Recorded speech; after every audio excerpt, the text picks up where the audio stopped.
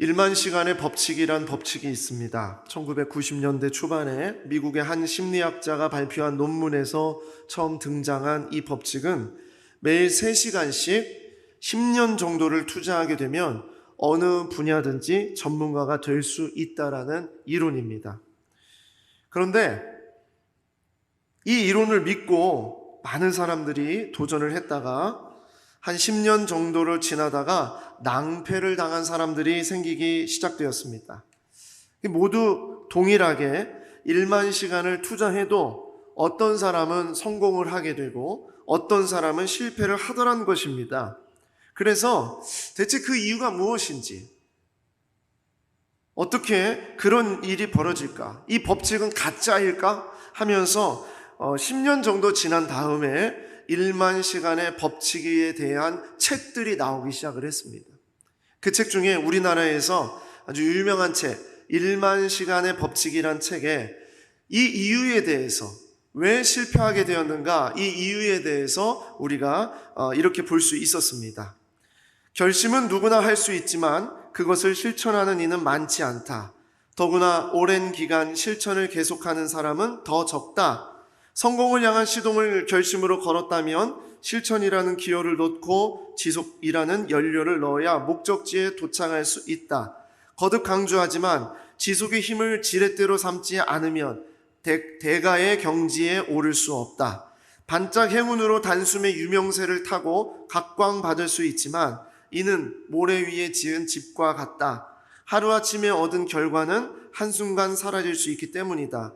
이와 달리 오랜 시간을 지속해 얻은 결과는 웬만해선 무너지지 않는다. 자, 이 1만 시간의 법칙이라는 책인데요. 저도 이 책을 한 10년 전에 읽고서 참 큰 감동이 있었습니다. 이 저자가 크리스찬인지 아닌지는 확인을 하지 않았지만 그의 말에는 우리 그리스도인에게도 엄청난 도전과 교훈을 전하고 있습니다. 이것이 오늘 여러분과 제가 나누고자 하는 우리 시대가 둘러싸고 있는 조건과 환경이 엉망진창이라 하더라도 계속해야 할 것에 대한 이야기다라는 것입니다.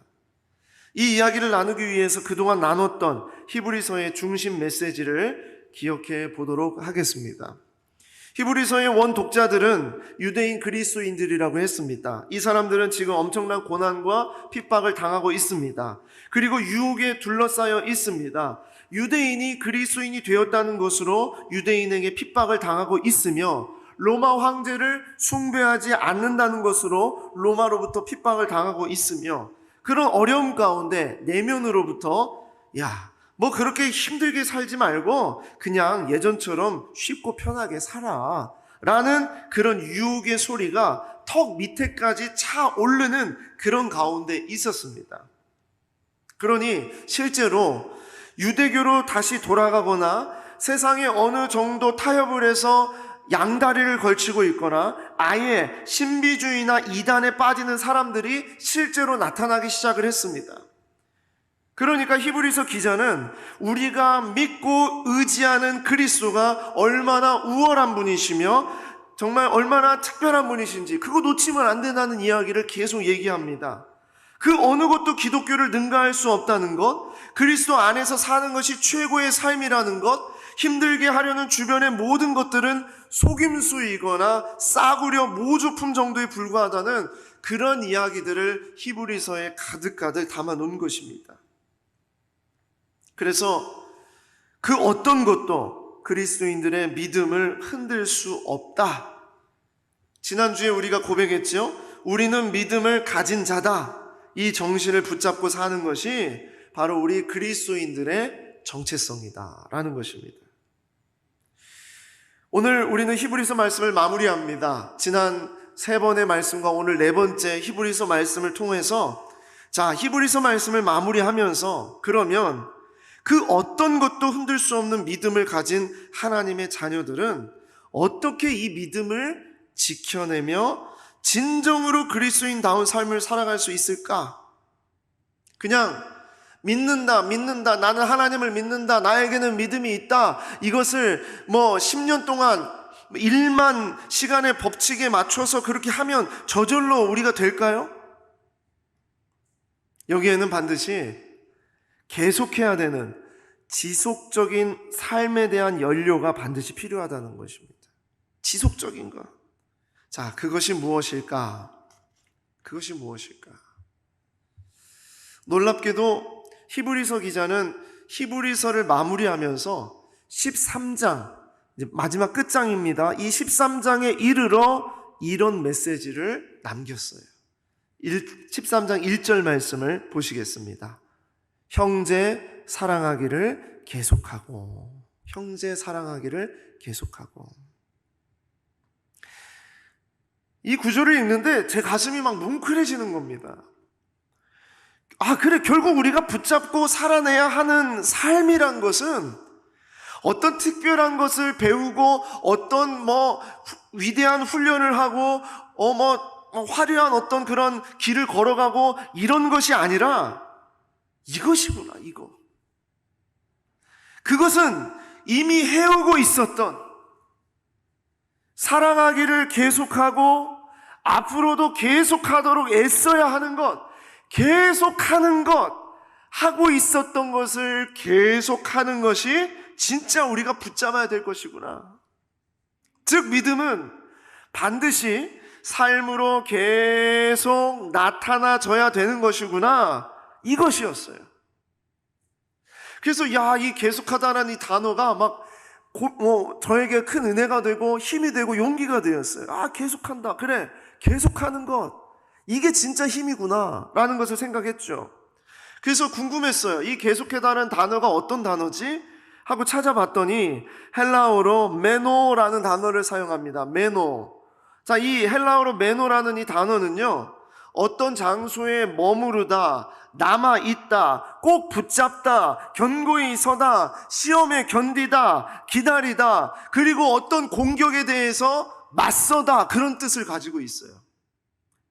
아, 이게 진짜 우리가 살아야 될 삶인 거구나. 히브리서 기자는 히브리서를 마무리하면서 우리에게 말하고 있는 것은 삶이다. 결국 삶이다. 삶을 어떻게 살아가느냐, 이것이 우리에게 가장 중요한 것이다. 그 이야기를 하고 있는 것이구나. 그걸 깨달았어요. 그 어떤 시련과 고난과 유혹 가운데서 계속할 수 있는 것, 이것이 진짜 그리스도인의 모습이다. 시대와 환경이 달라지고 사람들이 다 괜찮다고 하고 변하고 그렇게 하든지 간에 계속하는 것, 이것이 결국 히브리서 독자들에게, 그리고 오늘 이 시대를 살아가는 모든 그리스도인들에게 주시는 말씀이다. 이것입니다. 그래도 계속하라. 그래도 계속하라. 고난과 핍박이 있어도 그래도 계속하라. 속상한 일과 상심된 일이 있어도 그래도 계속하라. 세상 소망 다 사라지고 온갖 유혹이 생겨도 그래도 계속하라. 주변에 이것이 좋다, 저것이 좋다, 세상적인 것이 아무리 좋다고 말한다 하더라도 그래도 계속하라. 이것입니다. 그 가운데 히브리서 기자는 독자들에게 5가지 계속할 것을 이야기합니다. 5가지. 온갖 유혹과 핍박 가운데서도 흔들리지 말고 타협하지 말고 이거 계속해야 된다. 이 5가지. 정말 지켜내기 쉽지 않아요. 정말 이거 붙잡고 살아가기 쉽지 않아요. 그래도 이거 5가지 계속해야 된다. 이 5가지 무엇인지 그래도 계속하라 5가지를 함께 나누고자 합니다.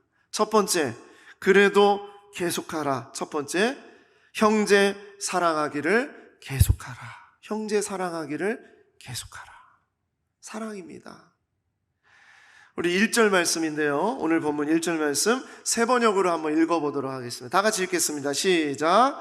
서로 사랑하기를 계속하십시오. 예. 이거 진짜 어려운 거잖아요. 그렇죠? 말은 진짜 잘할 수 있는데 진짜 어려운 거잖아요. 이거 계속하라는 거예요. 당시에 초대교회에 외적인 문제, 그러니까 외적인 문제였지만 그게 내부에서 터져가지고 일어났던 문제 중에 큰 문제가 하나 있었습니다. 그게 뭐냐면 바로 이단의 문제였어요. 이단. 그러니까 외부에서 이단이 공격하고 교회 내부에서 이단에 빠지는 사람들이 등장하게 되면서 교회는 사랑하기를 그치게 되었어요. 왜냐하면 의심이 들거든요. 이 사람 혹시 이단 아니야? 이런 의심을 갖게 되기 때문입니다. 그래서 교회는 문제를 일으킨 사람을 수색해서 제거하려는 경향이 생기고요. 믿음이 연약하거나 어려움을 겪는 사람을 가혹하게 대합니다. 사탄이 심어놓는 의심의 씨앗이 자라나서 서로 사랑하는 것을 멈추고 불신과 지적질이 난무하게 되는 그런 공동체로 변해버리게 되는 것입니다. 실제로 제가 보았던 그런 일이었는데요. 과천에 있는 한 교회에서 있었던 일입니다. 과천에 신천지 본부가 있지 않습니까? 이 신천지에서 과천의 건강한 교회에 교회 내부에 신천지 추수꾼들을 막 이렇게 보냈어요. 근데 추수꾼이라고 드러나지 않죠. 이단은 절대로 자기들의 존재를 드러내지 않는 것이 원칙입니다. 그렇게 드러내지 않고 침투해가지고 생활적으로 들어와서 시간이 지나니까 중직자가 되고 리더가 되고 막 이렇게 되다 보니까 이제서야 그제서야 그들이 이제 자기의 정체를 드러내기 시작하면서 나타나는 일이 있어요. 그게 뭐냐? 교회 내에 서로 싸움을 붙입니다. 교회 지도자를 험담합니다. 이게 교회가 아니라고 얘기하기 시작을 합니다. 그러면서 교회가 왜 모양이냐, 교회 저 사람은 왜 저러냐 하면서 싸움을 부추기고 서로 공격하게 만들고 교회를 무너뜨리는 작업을 그렇게 일으키는 거예요. 그래서 실제로 그런 일들이 이게 휘몰아쳐가지고요, 그 교회가 엄청난 싸움을 겪게 됐습니다.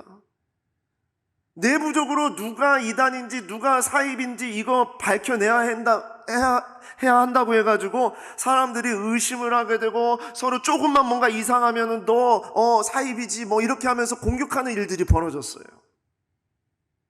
그렇게 돼서 심지어 교회 안에서 형제끼리 싸움이 벌어지게 되면서 교회를 떠나게 되고 교회가 완전히 우장창창 무너지는 그런 것을 보게 되었습니다. 이게 단순히 어떤 이단의 문제나 사이비가 들어왔기 때문만의 문제가 아닙니다. 교회 안에서 그런 외적인 문제가 없다 하더라도요, 교회 안에 판단과 비판과 험담과 뒤에서 정죄하는 일들이 자꾸 벌어지게 되면 그 교회도 그렇게 무너질 수 있다는 것을 알아야 됩니다. 신앙을 순수하게 지켜내려는 것은 정말 중요한 일입니다. 그리고 그런 마음으로 그렇게 행동했다는 것 알고 있습니다. 하지만 그것 때문에 무조건 모든 사람을 의심하고 비난하고 험담하고 규탄하게 되면 교회는 여지없이 무너질 수밖에 없습니다. 사랑이 없는 판단, 희생이 없는 비판은 공동체를 무너뜨리는 핵폭탄이 되기에 딱 좋습니다. 사랑의 언어가, 사랑의 손길이, 사랑의 발걸음이 멈춰버린 교회는 사탄이 가지고 놀기에 너무나 좋습니다. 혹시 여러분이 모여있는 자리에서 아니면 다른 성도와 함께하는 자리에서 험담이 나옵니까? 정죄가 나옵니까? 비판이 나옵니까? 다른 사람에 대해서 막 공격합니까? 뒷담화가 막 나옵니까? 그러면 여러분 그 자리에서 박차고 일어나십시오. 바로 일어나셔야 돼요. 다시는 그런 소리 하면 안 됩니다 라고 얘기를 못한다면 그냥 조용히 그 자리를 뜨세요. 얼마나 그것이 위험한 일인지 몰라요. 우리가 말은 정말 잘합니다. 사랑합시다. 서로 사랑합시다. 정말 말은 너무나 잘하는데 진짜 말씀대로 우리는 그런 사랑의 언어, 사랑의 행동, 사랑의 손길, 사랑의 발걸음 정말 나는 그렇게 하고 있는가? 늘 이걸 점검하지 않으면 안 된다는 거예요. 사랑은 허다한 죄를 덮는 능력이 있습니다. 말씀에 그랬죠. 그래서 계속해야 할 것은 먼저 오늘 말씀에 보니까 서로 사랑하기를 계속해라. 근데 우리 이 말씀도 잘 알아요. 베드로전서 4장 8절 말씀. 베드로전서 4장 8절 말씀 세 번역입니다. 무엇보다도 먼저 서로 뜨겁게 사랑하십시오. 사랑은 허다한 죄를 덮어줍니다. 그냥 잘못한 거 덮고 넘어가자, 그 얘기가 아닙니다. 이 이야기는 사랑의 능력을 말하는 거예요. 사랑의 능력. 무엇보다 먼저 서로 뜨겁게 사랑하십시오. 이것이 뭐라고요? 그래도 계속해야 될 것이에요. 그래도 계속해야 될 것. 이거 우리가 놓치면 여러분, 우리는 무너집니다. 형제 사랑하기를 계속하라.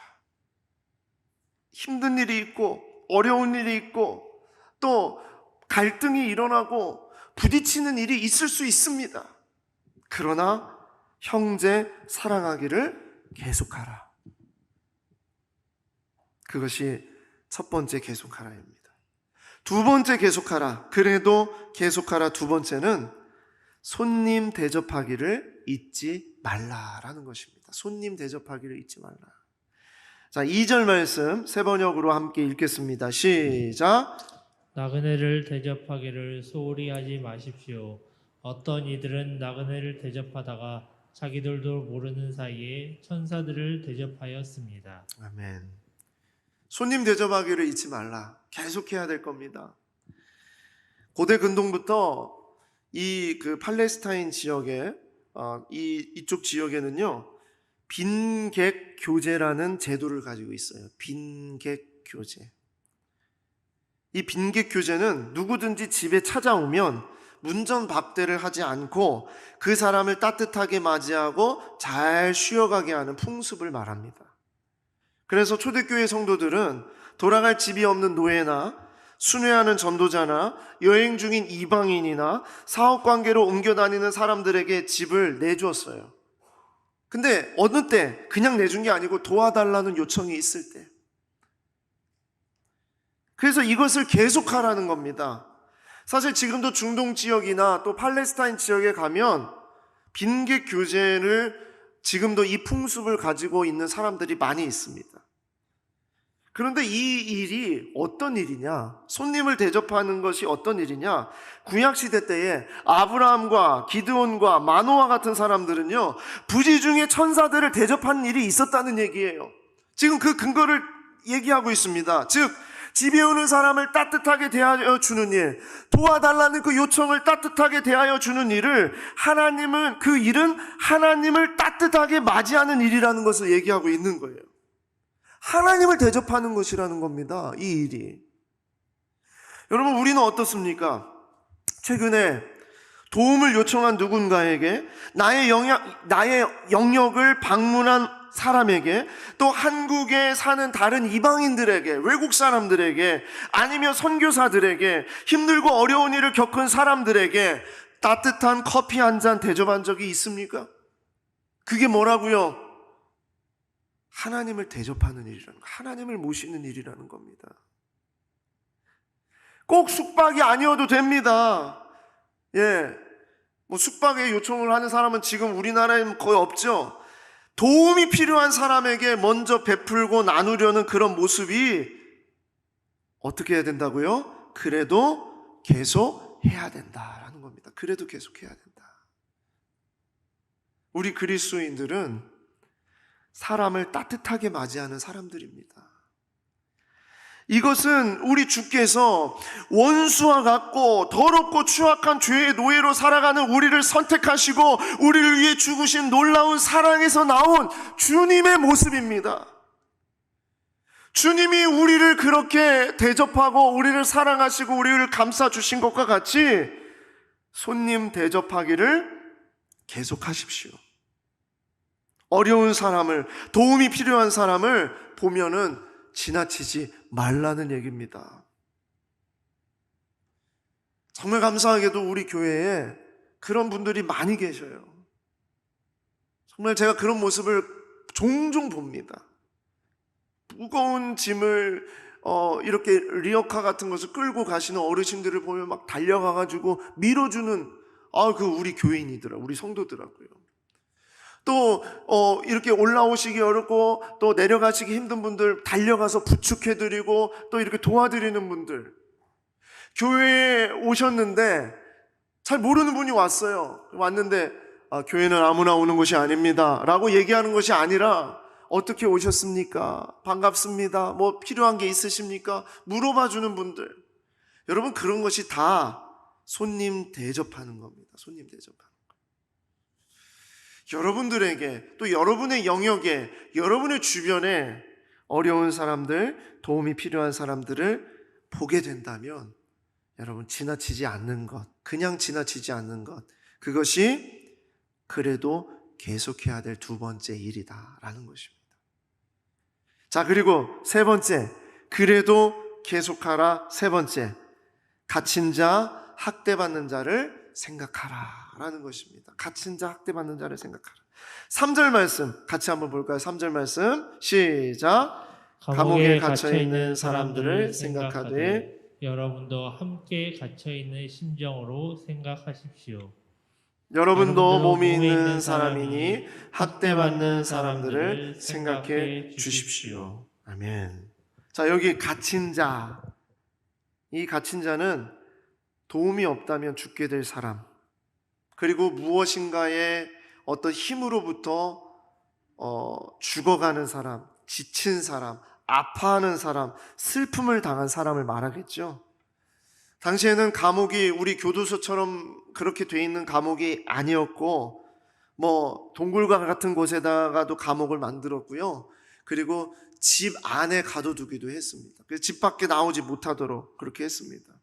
그래서 그 집 안이나 동굴과 같은 그런 감옥이나 이런 곳에 갇혀 있는 성도들이나 그런 사람들을 생각하고 누가 그 앞에 오가는지를 사람들이 다 볼 수 있었어요. 누가 찾아오는가. 근데 그곳에 꼭 누가 오냐? 그리스도인들이 왔다는 거예요. 그리스도인들이 와서, 예수 믿는 사람들이 와서 그 사람들을 도와주고 먹을 것을 주고 그들의 필요한 것이 무엇이 있는지 물어봐주고, 똑같이 핍박을 당하고 똑같이 고난을 당하고 똑같이 아픔을 당하는 그런 상황이었지만 나보다 더 힘들고 나보다 더 어렵고 나보다 더 고통스럽게 살아가는 사람을 생각했다는 겁니다. 이것을 그래도 계속하라는 것이었어요. 그래도 계속하라. 예수님은 이 일에 대해서 이렇게 말씀하셨어요. 예수님이 마태복음 25장 35절입니다. 내가 줄일 때에 너희가 먹을 것을 주었고 목마를 때에 마시게 하였고 나그네 되었을 때에 영접하였고 헐벗었을 때에 옷을 입혔고 병들었을 때에 돌보았고 옥에 갇혔을 때에 와서 보았느니라. 그랬더니 제자들이 어느 때에 죽게 했습니까? 우리가 그렇게 한 적이 없습니다. 주님이 언제 갇힌 적이 있습니까? 우리는 그렇게 한 적이 없습니다 라고 묻자 25장 40절에 이렇게 말씀하세요. 내가 진실로 너희에게 이르노니 너희가 여기 내 형제 중에 지극히 작은 자 하나에게 한 것이 곧 내게 한 것이니라 하시고, 이것은 엄청난 반전이에요. 지극히 작은 자라는 단어를 생각해 보십시오. 작은 자도 작은 것인데 앞에 지극히라는 단어가 붙었습니다. 이것은 무엇을 말하냐면 당시 사회에서 얼마나 낮고 천한, 갇혀있고 학대받는 그러한 멸시와 천대를 받고 있는 그러한 사람을 말하는 것입니다. 그런 지극히 작은 자에게 한 것이 누구에게 한 것이라고요? 곧 내게 한 것이니라 그런 거예요. 이 마태복음 25장에 있는 이 말씀에 어떤 하나의 이야기를 가지고 말씀하신 거거든요. 그 이야기가 뭐냐? 이 내게 한 것이라고 할 때 이 네 개가 누구를 말하냐면 왕을 말합니다. 왕. 지극히 작은 자, 정말 천하고 낮고 연약하고 핍박당하고 학대받는 그 심령에게 한 것이 누구에게 한 것이라고요? 만왕의 왕이신 하나님께 하는 것이다. 하나님이 그것을 기뻐하시는 거예요. 하나님이 받으시는 것처럼 기뻐하시는 거예요. 이게 놀라운 반전이 아닙니까?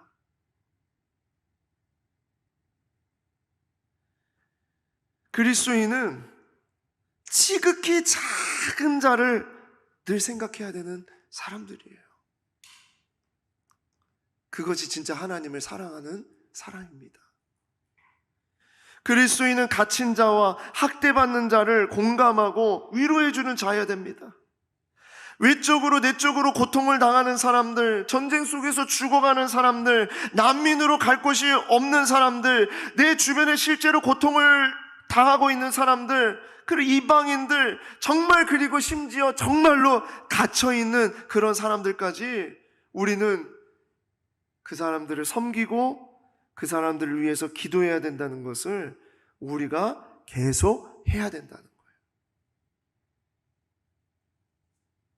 이것이 진짜 주님을 위한 일입니다. 그러니 계속 하라, 계속하라. 그리고 그래도 계속하라 네 번째, 그것은 결혼을 귀히 여기고 침소를 더럽히지 말라. 결혼을 귀히 여기고 침소를 더럽히지 말라. 순결에 대한 이야기입니다. 4절 말씀 다 같이 읽겠습니다. 시작. 모두 혼인을 귀하게 여겨야 하고 잠자리를 더럽히지 말아야 합니다. 음행하는 자와 간음하는 자는 하나님의 심판을 받을 것입니다. 네. 자, 여러분 여기 이 이야기가 나온 배경이 있습니다. 히브리서가 기록되고 그것을 읽는 독자들이 살았던 그 시대에는 결혼에 대한 두 가지의 어떤 배경이 있었어요. 그게 뭐냐면 첫 번째는 결혼을 죄악시하는 금욕주의가 있었습니다. 결혼은 죄악이다.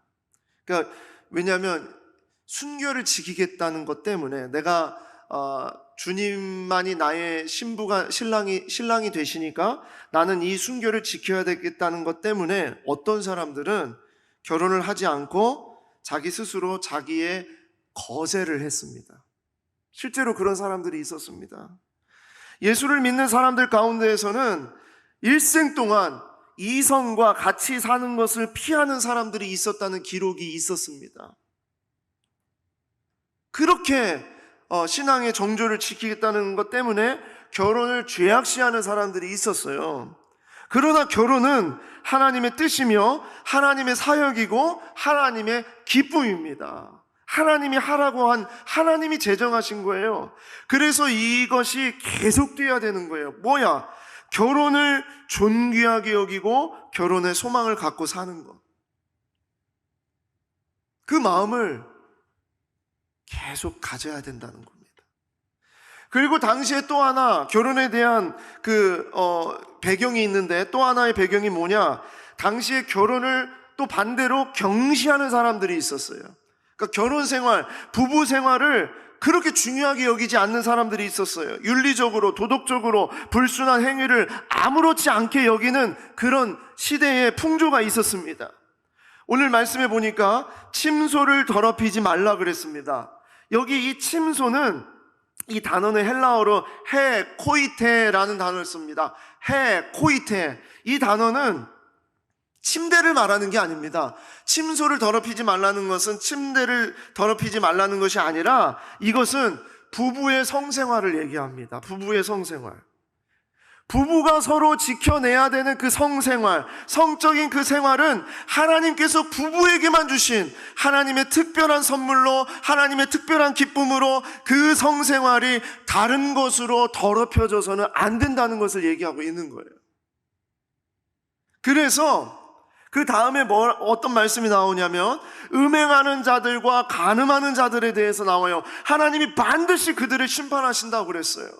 근데 이 음행하는 자들이 뭐냐? 음행하는 자들, 헬라어로 포르노스라는 단어를 씁니다. 우리가 말하는 포르노라는 단어입니다.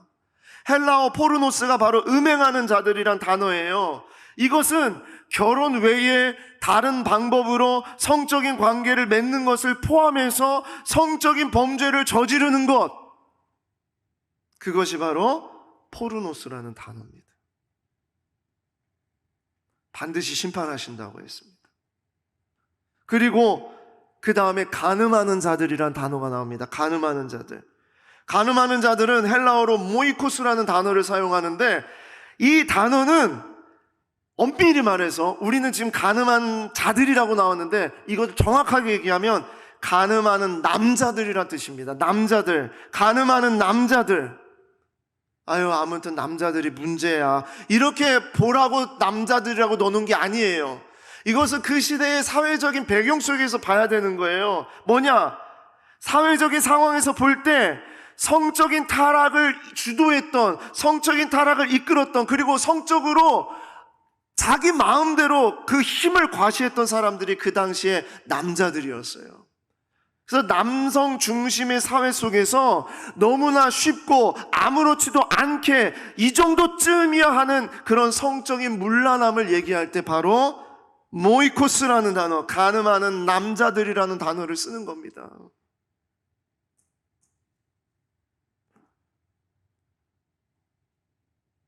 모든 그리스도인들은 세상이 다 그래, 다른 사람들 다 그렇게 살아, 괜찮아, 뭐 어때, 사람들이 뭐라고 하지 않는데 라고 그렇게 말하더라도 그리스도인들은 절대로 그 자리에서 그래도 그리스도인다운 삶을 계속 하라는 거예요. 넘어가면 안 된다는 거예요. 우리에겐 결혼을 소중하게 여기고 결혼의 가치를 늘 생각하며 결혼을 통해 하나님께 누리는 행복이 무엇인지를 잘 알아야 됩니다. 특별히 요즘 시대에 결혼에 대한 기준과 이론들이 계속 바뀌어가는 이런 시대에 우리가 정말 주의해야 됩니다. 결혼은 하나님께서 제정하신 하나님의 섭리입니다. 한 남자와 한 여자가 하나님의 언약 가운데 한 몸을 이루고 주의 몸된 거룩한 교회를 이루는 것이 결혼입니다. 뭐 하라고요? 이거 계속 지키라고요. 지켜가라고요. 그래서 여러분, 도전합니다. 배우자를 위해서 늘 기도하십시오. 배우자를 위해서 늘 기도하십시오. 그리고 여러분의 몸과 마음을 배우자에게 충성하십시오. 충성하셔야 됩니다. 세상이 다 변하고 있는데 어찌 우리만 변하지 않느냐고 질책하는 그런 세상의 손가락질에 당당하게 맞서십시오. 이 당당하게 맞선다는 단어가 계속하라는 단어라고 말씀드렸죠? 그리고 여러분의 자녀들에게 결혼의 성경적인 의미를 삶으로 가르쳐 주십시오. 자녀들의 배우자와 가정을 위해서 지금부터 기도하면서 준비하도록 하십시오. 그리고 여러분의 주변에 있는 부부들에게 그 부부의 생활이 견고하게 유지될 수 있도록 권면하고 기도해 주십시오. 아유, 그냥 헤어져. 그냥 갈라서. 그러지 마십시오. 정말 이것이 우리가 계속해야 될 일이다. 이게 히브리서의 그 시대만의 이야기가 아니라 지금 우리가 정말 당면한 문제 아닙니까? 이것이 우리가 계속해야 될 일이다라는 거예요. 그리고 마지막 다섯 번째로, 그래도 우리가 계속해야 되는 거, 계속하라는 다섯 번째, 있는 바를 족한 줄로 알라라는 것입니다. 만족입니다. 있는 바를 족한 줄로 알라. 자, 5절 6절 말씀 같이 함께 읽겠습니다. 시작. 돈을 사랑함이 없이 살아야 하고 지금 가지고 있는 것으로 만족해야 합니다. 주님께서 친히 말씀하시기를 내가 결코 너를 떠나지도 않고 버리지도 않겠다 하셨습니다. 그래서 우리는 담대하게 이렇게 말합니다. 주님께서는 나를 도우시는 분이시니 내게는 두려움이 없다. 누가 감히 내게 손댈 수 있으랴. 아멘. 자, 돈을 사랑하지 말라는 말은 돈이 필요 없다는 말이 아닙니다. 오해하시면 안 됩니다. 돈이 꼭 필요합니다. 돈은 하나님이 주신 것이고 하나님이 물질로, 하나님의 도구로 하나님께서 사용하는 귀한 겁니다. 그러나 돈이 주인이 되어서는 안 된다는 겁니다. 돈을 하나님의 뜻에 맞게 잘 다스려야 합니다. 이 싸움을 늘 해야 됩니다. 이 싸움을 해야 돼요. 사실 제가 볼 때 지금까지 나온 이 그래도 계속하라는 것 중에 제일 어려운 게 저는 요즘 시대에 바로 이 5번째 있는 바를 족한 줄로 알라는 이 싸움, 이거 계속하는 거, 이게 저는 제일 어려운 것이라고 생각이 돼요. 근데 이 싸움이 오래전부터, 옛날부터 이 싸움을 늘 그리스도인들이 해온 싸움이었던 것 같아요. 그래서 히브리서 기자는 구약 말씀에 여호수아의 말씀과 시편의 말씀을 가져다가 하나님이 이렇게 말씀하시지 않았느냐, 그러니까 만족할 수 있어야 된다, 있는 바를 족한 줄로 알아야 된다, 이야기를 하고 있어요. 먼저 5절에 뭐라고 얘기합니까? 내가 결코 너를 떠나지도 않고 버리지도 않겠다. 여호수아 1장 5절에 있는 말씀이거든요. 이 말씀을 가지고 모든 만물의 주인이신 하나님께서 자기 백성을 지켜주시고 함께 하시리라고 약속하셨는데, 모든 만물, 뭐 돈뿐만 아니라 온 우주 모든 것의 만물의 주인이신 하나님이 자기 백성을 지켜주시고 떠나지도 않고 버리지 않겠다고 하셨는데 왜 만족하지 못하냐는 거예요.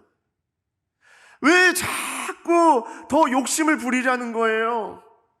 그 얘기를 하고 있는 겁니다.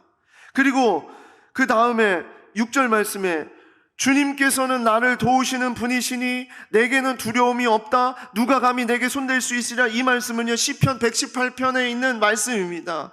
118편에 있는 이 말씀을 가져다가 온 우주의 통치자이신 하나님께서 나를 도와주신다는 약속이 있는데 누가 감히 나를 손댈 수 있겠냐, 우리를 흔들 수 있겠냐 하는 것이에요.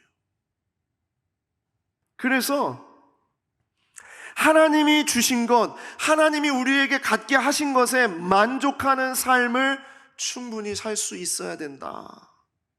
그것이 바로 히브리서 기자의 5번째 우리가 그래도 지켜야 할, 계속해야 될 것을 말하고 있는 겁니다.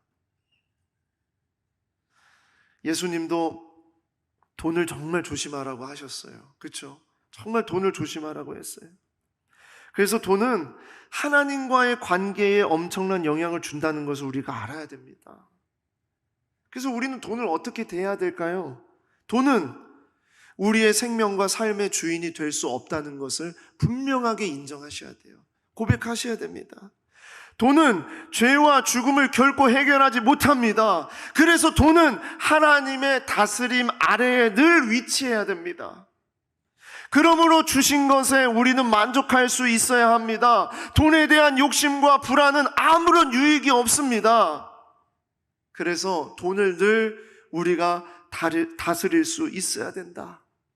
이것이 있는 바를 족한 줄로 알라고 말씀하시는 말씀이에요. 여러분, 주변에 모이기만 하면 돈 얘기하는 분들이 있습니까? 없습니까? 있으시죠? 그렇죠? 모이기만 하면 부동산 얘기해, 모이기만 하면 집값 얘기해, 모이기만 하면 무슨 성공 얘기해, 어떻게 하면 잘 사는지 얘기해, 어떻게 하면 좋은 땅 얻는지 얘기해, 어떻게 하면 좋은 집 가는지 얘기해. 모이기만 하면 그런 얘기 하시는 분들이 있어요. 그런 얘기하면 어떻게 하시라고요? 조용히 그 자리를 뜨시면 됩니다. 조용히 자리를 뜨십시오. 그런 이야기를 계속 듣게 되면 사람의 마음이 그렇습니다. 계속 듣게 되면 그 마음이 뺏겨요. 싱숭생숭해져요. 저 사람은 어떻게 저렇게 돈을 벌었대? 저 사람은 어떻게 저렇게 됐대? 저 사람은 어떻게 성공하게 됐대? 이런 것에 마음을 뺏기는 순간 내 마음의 주인은 누구로 바뀌어요? 돈으로 바뀌는 겁니다. 돈으로 바뀝니다.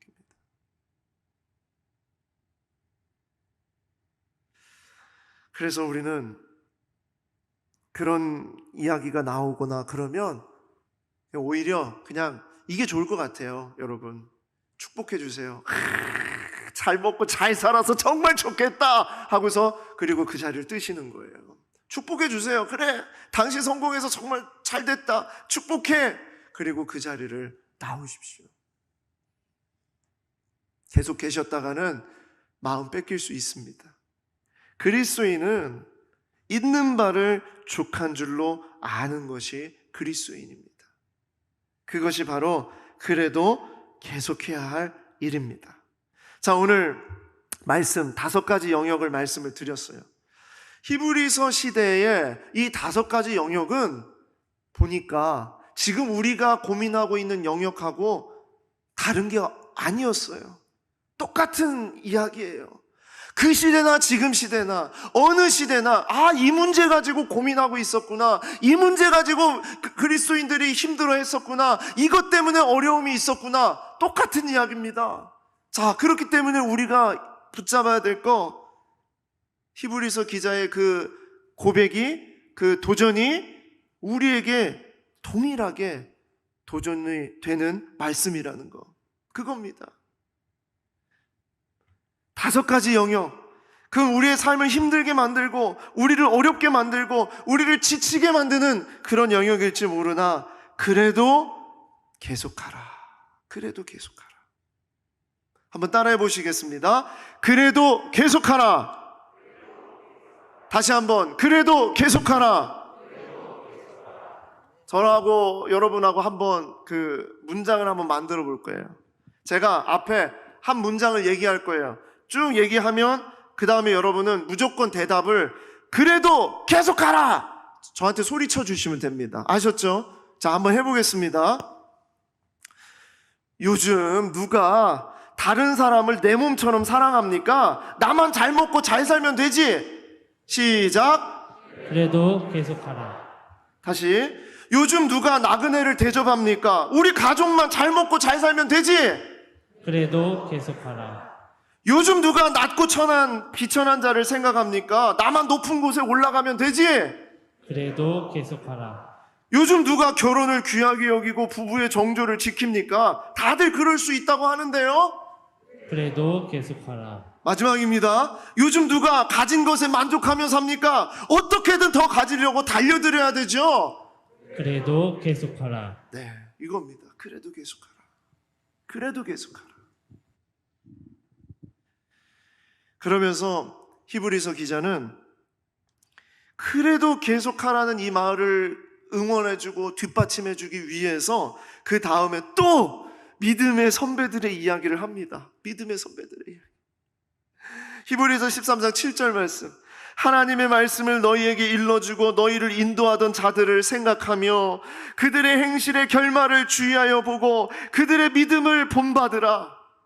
예수 그리스도는 어제나 오늘이나 영원토록 동일하시니라. 여러 가지 다른 교훈에 끌리지 말라. 믿음의 선배들이 그렇게 살았다는 거예요. 그러니까 제발 그래도 계속해라. 지금 잘하고 있다. 그 삶 잘 살아가고 있는 삶이다. 그러니까 흔들리지 말고 그래도 계속하라. 예수님이 어땠다는 거예요? 예수님을 본받으라 그랬어요. 히브리서 13장 12절 13절 말씀입니다.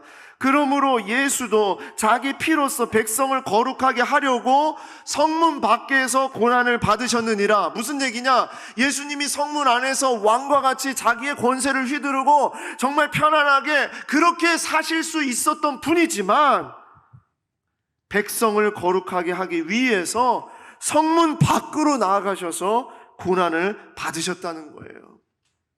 13절 그런즉 우리도 그의 치욕을 짊어지고 영문 밖으로 그에게 나아가자. 이게 무슨 말이냐? 한마디로 그래도 계속 그렇게 살자. 예수님처럼 살자. 우리도 그의 치욕을 짊어지고 영문 밖으로, 예수님이 계신 영문 밖으로 우리가 나아가자.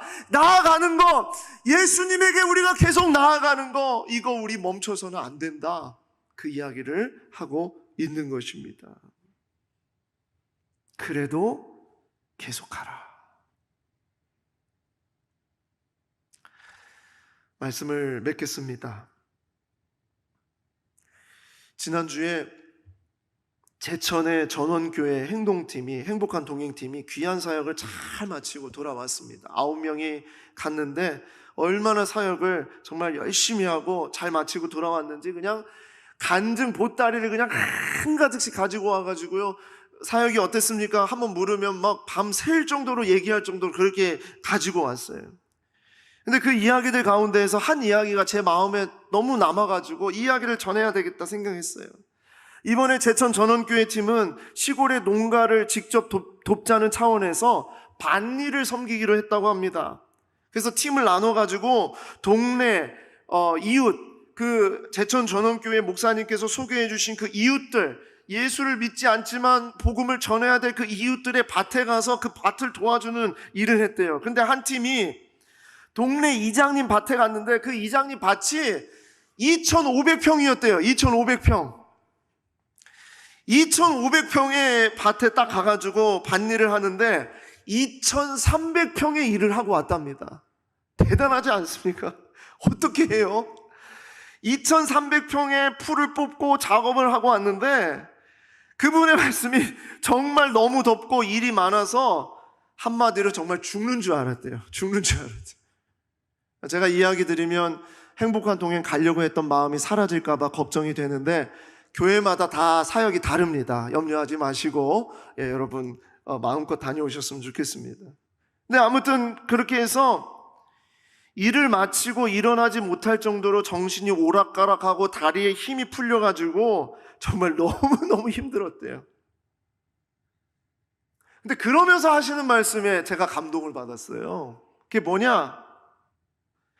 우리 집 밭에서도 그렇게 일은 안 한다는 거예요. 우리 집 밭에서. 그게 내가 섬기는 교회의 일이고 안 믿는 이장님이 예수 믿기를 바라는 그런 마음이고, 그리고 어떻게 해서든지 정말 그 교회를 사랑하는 마음으로, 그 심령을 사랑하는 마음으로 했으니까 그것을 죽기 내기로 계속할 수 있었지, 우리 밭이었으면 난 그렇게 안 했다라는 이야기였습니다. 죽을 것 같았는데 계속 끝까지 할 수 있었다. 그 말에 제 가슴이 막 감동이 있었어요. 죽을 것 같았는데 계속 할 수 있었다. 2,500평의 밭은 정말 크고 힘든 자리였을 것입니다. 하지만 그 자리가 하나님의 마음이 있는 자리고, 하나님의 사랑을 전하는 자리였고, 제천 전원교회를 섬기는 자리였기 때문에 끝까지 그 일을 계속할 수 있었다라는 것이었어요. 그리고 함께하고 있는 동역자들이 있었기 때문에 가능했다라는 것입니다. 이 일을 마치고 돌아오는 그 팀은요, 너무 힘들었지만 너무나 감동했고 너무나 감사한 이야기를 가득 안고 돌아와서 벌써부터 내년에 사역을 어떻게 할 것인지, 선교를 어떻게 갈 것인지를 벌써 계획하고 있다는 이야기를 들었습니다. 얼마나 감사한 일입니까? 여러분, 우리가 우리의 삶이 이런 삶이 아닐까라는 생각을 해보았습니다. 너무 힘들죠. 너무 지치죠. 너무 어렵게 만들죠. 세상 사람들은 다 그렇게 하는데, 그냥 안 해도 괜찮은데, 그런데 우리 그리스도인에게는 세상이 어떠하다 하더라도 그래도 계속해야 하는 것, 그래도 계속해야 하는 것, 그것을 계속하는 것이 바로 그리스도인의 삶이고, 결코 그 삶을 우리 주께서 그냥 내버려 두지 않으실 겁니다. 우리 주님이 그 길을 걸어가신 것은 영원한 하나님의 나라, 영원한 하나님의 영광을 바라보면서 지금 겪는 그 고난 속에서도 계속 그 길을 걸어가실 수 있었다는 거예요. 사랑하는 성도 여러분, 우리가 히브리서를 마무리하면서 우리가 꼭 붙잡아야 될 것은, 주여 나에게 그런 믿음이 있게 하여 주시옵소서라는 그런 고백도 있지만, 여러분들이 지금 하나님을 믿는 믿음으로 살아가는 그 삶을 계속 걸어가는 것, 그것을 다시 붙잡고 계속 그렇게 하는 것, 그래도 계속 하는 것, 그러한 삶이 우리에게 이루어지기를 소망합니다.